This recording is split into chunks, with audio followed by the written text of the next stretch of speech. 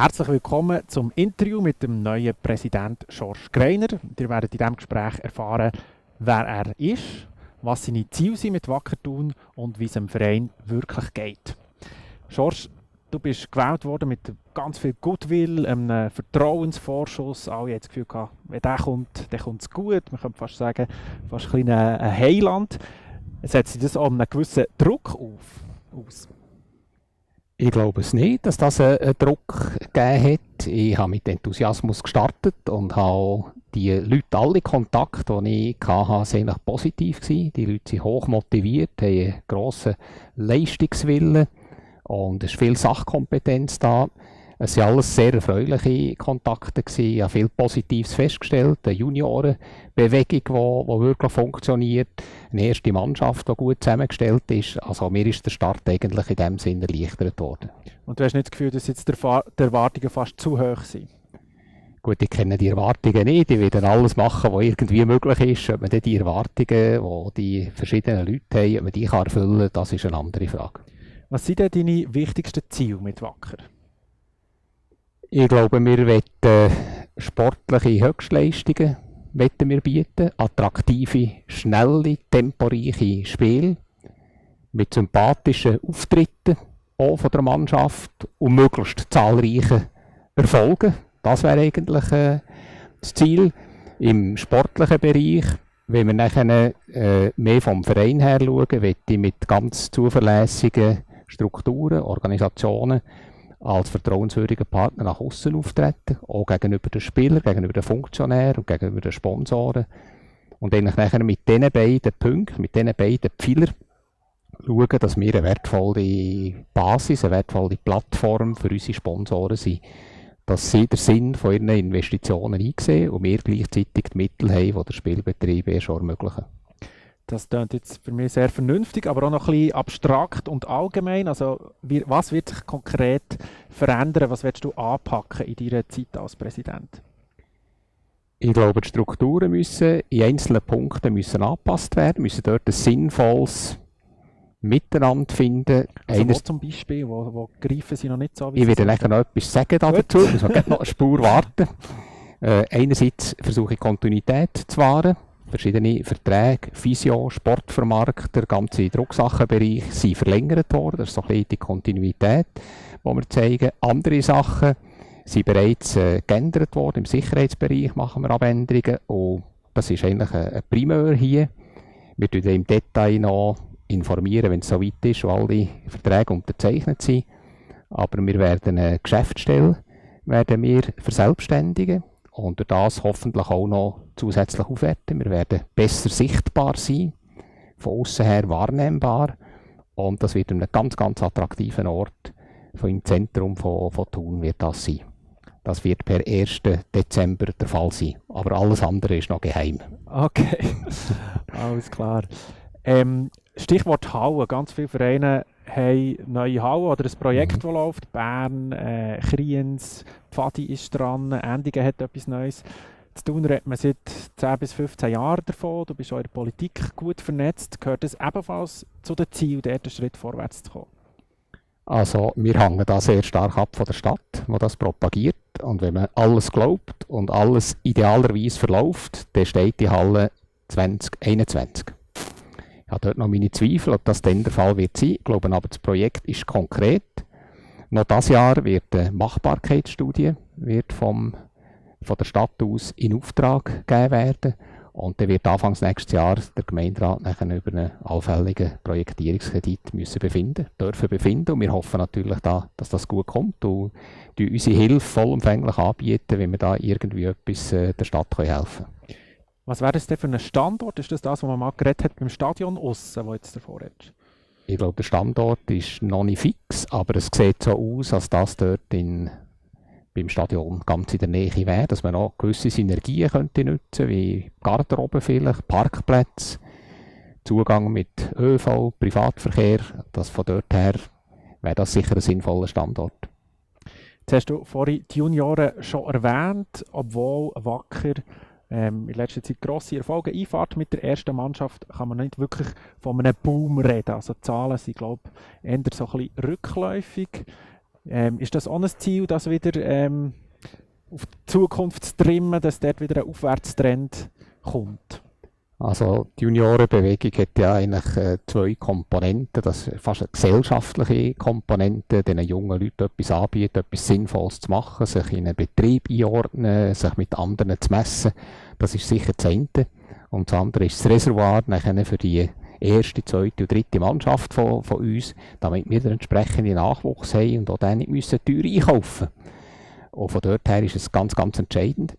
Du sagst das richtig, es ist tatsächlich mit diesen Zahlen, insbesondere bei der U13, ist es etwas zurückgegangen. Bei den anderen wäre es mir nicht bekannt, die sind stabil, die Zahlen, aber U13 ist tatsächlich noch eine gewisse Lücke. Ich weiss, dass unsere Leute, wir haben letztens das besprochen, unsere Leute alles machen, um anzuwerben, aber es ist ein Herzpflaster. Es sind ungleich mehr Sportarten als vielleicht vor 10 Jahren, die da Konkurrenz haben. Und wir werden einfach dranbleiben und versuchen, die Leute zu überzeugen. Durch einen guten Verein, durch Erfolge von der ersten Mannschaft. Das spielt eigentlich alles miteinander zusammen. Aber konkrete Massnahmen oder irgendein Aktionsplan ist da nicht geplant? Nein, das ist nicht konkret geplant. Jetzt vielleicht wieder ein bisschen zur ersten Mannschaft und zu den Erwartungen an die Saison, die jetzt gerade hat angefangen hat. Und zwar mit, ich kann vielleicht schon ein bisschen sagen, einem Schocker im Supercup gegen sehr starke Kadetten. Was erwartest du von der ersten Mannschaft? Also ich glaube, wir haben eine sehr gute erste Mannschaft.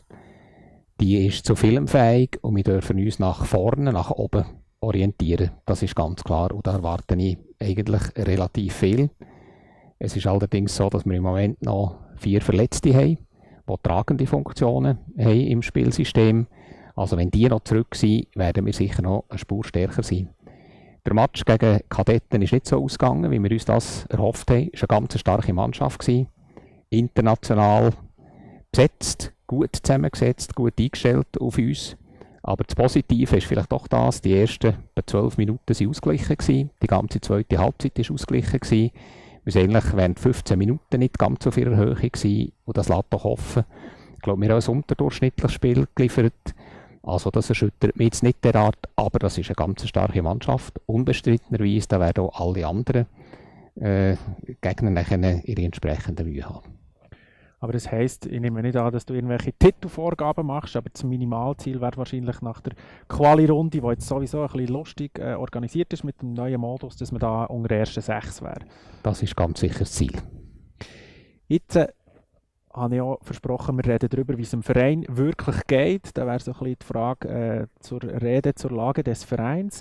Stichwort Finanzen. Wacker hat ja in der letzten Saison viel Verletzte gehabt, durch das viel Geld von der Versicherung zurückbekommen, Lohnkosten, glaube ich, im 6-stelligen Bereich und hat trotzdem einen deutlichen Verlust gemacht, trotz all diesen Versicherungsgeldern.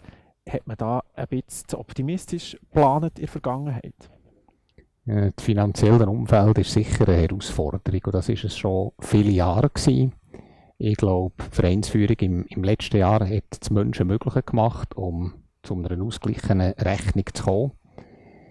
Es ist richtig, dass wir viele Verletzte hatten, die sich finanziell für uns nachher eher positiv ausgewirkt haben.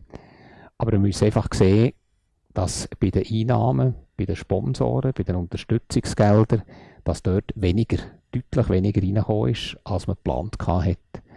Und das ist einfach eine Realität. Der Wirtschaftsraum Thun ist beschränkt. Das ist nicht wie Bern oder Zürich oder wir haben auch keinen ganz grossen Mäzen, das haben wir nicht.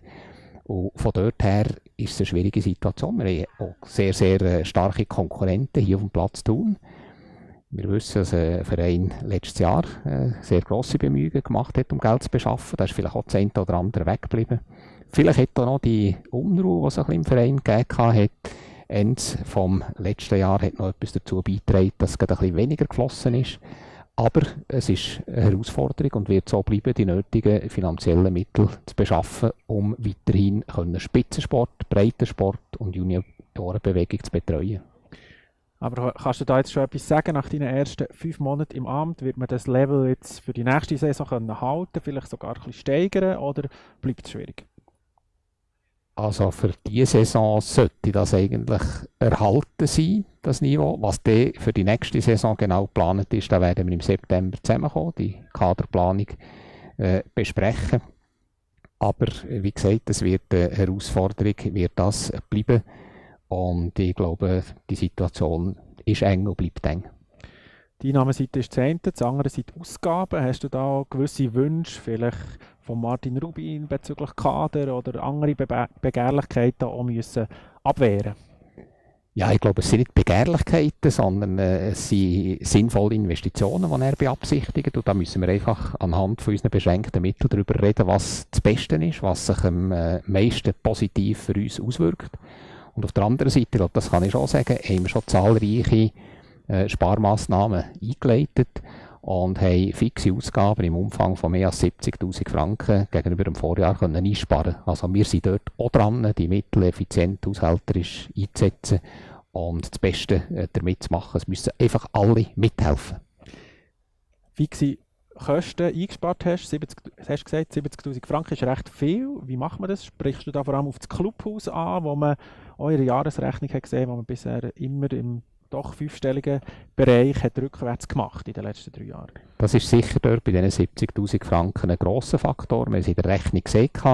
Es sind aber noch zahlreiche andere, kleinere Punkte, die man bei der Vertragsgestaltung hat können optimieren zum Nutzen von beiden Seiten. Und ich glaube, dort müssen wir einfach diesen Weg weitergehen und weitere Felder, wo man etwas sparen kann, noch finden. Vertragsgestaltung optimieren, was heisst das? Bekommen die Spieler weniger Lohn? Die Spielerverträge sind fix. Das ist alles, dort ist nichts geändert worden. Das läuft weiter, aber dort, wo wir etwas neu organisiert haben, dort haben wir auch die Verträge neu gestaltet und da hat es gewisse Einbußen für unsere Vertragspartner gegeben. Du hast vorhin den Bereich Sicherheit angesprochen. Ist das auch einer von diesen Bereichen? Der Bereich Sicherheit ist sehr wichtig. Zum Glück haben wir auch im Handball andere Umstände als im Fußball. Da kommt eine andere Klientschaft zu uns. Es ist sehr friedlich, aber man muss einfach auch zur eigenen Absicherung muss man die nötigen Leute hier zur Verfügung haben. Dort sind wir der Auffassung, dass man vielleicht den Einsatz, den man in der letzten Saison betrieben hat, mit 3 Sicherheitsbeamten in jedem Spiel, dass man den dosieren kann und vielleicht auf 2 runtergehen. Das macht schon einen 5-stelligen Betrag aus auf die ganze Saison. Und dass man sogar in unkritischen Spielen noch weiter runter kann. Aber dann halt auch bei einem Playoff-Spiel oder bei einem internationalen Spiel, je nach Beurteilung, dann vielleicht jemand zusätzlich müsste einsetzen. Jetzt würde ich gerne das nächste Thema anschneiden, für die dich noch nicht so kennen, was ein bisschen mehr um dich geht. Als erstes würde mich interessieren, wie ist es überhaupt dazu gekommen, dass du jetzt da Präsident wirst? Bist du angefragt worden oder hast du dich sogar selber angeboten, weil du hast gesagt, ja, jetzt bin ich pensioniert und das ist ein guter Verein. Wie ist das gelaufen? Ja, keine Ahnung. Es war ein Geburtstagsfest, wo ein wichtiges Mitglied von Wacker mir gesagt hat, das wäre eigentlich etwas für dich. Und ich habe dann gefunden, ja, das müsste jetzt nicht unbedingt sein. Ich werde jetzt zuerst einmal die Pensionierung geniessen. Haben wir das nachher über die Festtage aber überlegt und habe von mir aus nachher etwa einen Monat später den Betreffenden angerufen und gesagt, du, hast du das eigentlich ernst gemeint? Oder ist das noch aktuell? Oder hat er das schon entschieden?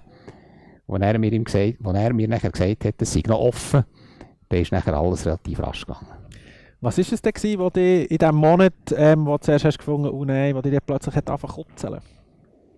Ich habe einfach vorgesehen, zuerst einmal 3-4 Monate oder 5 Monate mal wirklich zurücklehnen und mich ein bisschen in der Pensionierung zu sonnen. Und dann habe ich gesehen, das ist eine Gelegenheit, das ist etwas, was mich fasziniert, der Handball. Das war mein Sport früher. In der Nationalliga B über viele Jahre gespielt und auch Trainer gewesen. Das ist etwas, was mich begeistert. Und vielleicht kann man noch etwas auf die Art der Gesellschaft zurückgeben, wenn man das ehrenamtlich macht. Die Jungen zu etwas Sinnvollem versucht zu bewegen. Das ist eigentlich Motivation gewesen. Jetzt zeigt sich, dass ich mit zahlreichsten interessanten Leuten zusammenkomme aus allen Bereichen, sei das Technik, sei das Wirtschaft, und das ist etwas ganz Positives. Wer war denn die ominöse Person von Wacker, die dich angefixt hat? Kann man das wissen oder hat er das Stillschweigen vereinbart? Nein, kein Stillschweigen vereinbart, aber ich möchte das eigentlich für mich behalten. Okay. Du hast gesagt, du willst zuerst Pension genießen oder hast zuerst gedacht, jetzt ist es nicht so. Wie gross ist denn der Aufwand? Jetzt bleibt noch Zeit für irgendein Hobby daneben? Wie muss man sich das vorstellen? Ja, ganz sicher. Es ist natürlich auch so, dass jetzt die Belastung sicher höher ist. weil ich noch nicht alles gut kenne, weil die Abläufe noch nicht so routiniert sind. Das wird sich stark verbessern. Vielleicht auch noch, weil man gewisse Sachen versucht zu modifizieren. Das braucht auch viele Gespräche. Wenn man einen Vertrag adaptiert, dann ist das ein gewisser Aufwand. Das tut man nicht einfach schreiben, sondern das gibt x Gespräche. Das braucht Zeit. Ich hoffe, dass der Aufwand dort noch ein bisschen zurückgeht und erwarte das so, aber im Moment ist das gegen 50%. Ja. Und jetzt für jemanden, der dich noch nicht kennt in diesem Verein, wie würdest du dir vorstellen, einem Mitglied der Wacker-Familie, Georges Greiner, wer bist du? Ja, der soll einfach einmal ein Match schauen.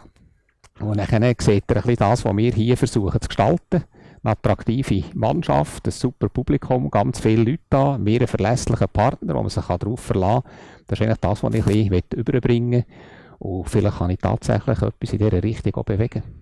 Jetzt hast du aber vor allem vom Verein geredet und nicht von dir selber, von dir persönlich. Ist das vielleicht auch eine Eigenschaft, willst du dich da als Person mehr zurücknehmen und gar nicht viel von dir reden? Ja, ich glaube, das ist eine Teamarbeit, die wir da in der Führung haben. Wir haben einen Vorstand, der Chemie stimmt, der zwar zum Teil heftig diskutiert, kontrovers diskutiert, aber nachher abgemacht haben, dass bis jetzt so durchgehalten haben, dass wir nachher Entscheidungen gemeinsam tragen. Und ich glaube, wir sind ein Team, das dort agiert. Und von dort her sehe ich mich gar nicht so wichtig. Das ganz Persönliche, das ist etwas anderes. Aber hier im Zusammenhang mit dem Handball, das ist vielleicht Primus inter pares, aber nicht mehr. Stichwort kontroverse Diskussionen. Du musst nicht nur vereinsintern und mit den Sponsoren und so weiter zusammenarbeiten, sondern auch mit den anderen Präsidenten in der Schweizer Handballliga. Da gibt es gewisse Entscheidungen zu fällen. Wie erlebst du die Zusammenarbeit? Wie bist du dort aufgenommen worden im Kreis der anderen Vereine? Das ist leicht enttäuschend für mich bis jetzt. Die Kontakte haben, das ist offenbar so, nur telefonisch stattgefunden. Es finden die Telefonkonferenzen statt und einmal im Jahr treffen wir sich dann tatsächlich persönlich an und auf das warte ich nicht schon lange und freue mich auch drauf, aber eigentliche persönliche Kontakte in dem Sinn hat es nur am Telefon gegeben. Okay. Jetzt eben, du bist 5 Monate im Amt, deine erste richtige volle Saison fängt gerade an. Was ist dein Fazit nach dem ersten Start? Ich glaube, wir sind gut in die Meisterschaft gestartet mit dem Sieg gegen Gossau, deutlichen Sieg. Und so könnte es eigentlich weitergehen. Wobei, man muss schon sehen, ich glaube, alle Mannschaften haben aufgerüstet und werden starke Gegner sein. Unser Ziel ist aber, ich glaube, da stehen wir alle dazu, ich habe das schon gesagt, uns nach oben zu orientieren. Mit den Platzierungen, die wir im letzten Jahr hatten, als Cup-Sieger auch. Ich glaube, dürfen wir das noch. Und wir sind ja noch zusätzlich europäisch engagiert. Also da gibt es noch viele Gelegenheiten, sich zu zeigen und zu bewähren. Super. Merci vielmals für das Gespräch und ich freue mich, wenn wir uns in den nächsten Monaten und Jahren, du bist ja für 4 Jahre gewählt, mindestens noch ein bisschen besser lernen können. Merci auch vielmals, freut mich auch.